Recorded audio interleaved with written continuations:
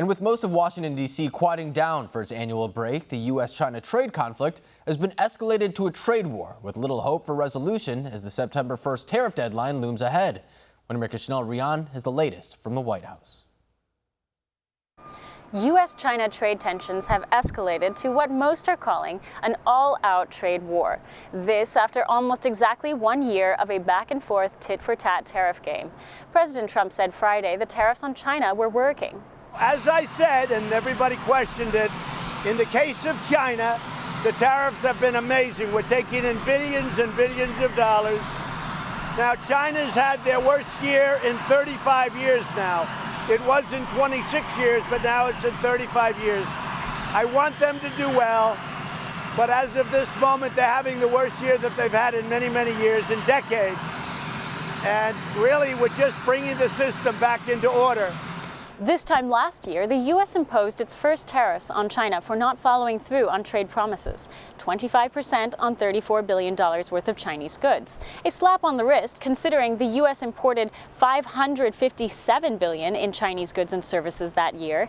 This affected just 16% of total Chinese imports. From there, tensions escalated. Beijing continued to refuse to honor its trade promises, so the U.S. continued to hit Chinese goods and the Chinese hit back on the American farmer. President Trump announced unless China followed through with trade promises, the U.S. would impose a 10% tariff on $300 billion in Chinese goods. The president gave China 1 month's notice, but China is uncooperative as the September deadline looms. China reacted by dropping the renminbi 2% in 3 days, the lowest since '08, and declared they were no longer buying U.S. agriculture, accounting for $20 billion in total. But President Trump says Americans are not paying for China's retaliatory trade acts. What China's doing is by depressing their currency and by pouring tremendous amounts of money into their system, they're paying for it. As for U.S. farmers, President Trump tweeted, "As they have learned in the last 2 years, our great American farmers know that China will not be able to hurt them in that their president has stood with them and done what no other president would do. And I'll do it again next year if necessary." Referring here to the $16 billion in subsidies offered to U.S. farmers in response to China's refusing to buy U.S. agriculture. And with a groundbreaking new U.S.-EU beef and soybean deal on the horizon, the administration has already forged avenues by which to respond to China's trade retaliations. President Trump says China is on the defense and there's only so much longer it can withstand such pressure. China wants to settle this deal. They've had the worst year that they've had in many, many decades.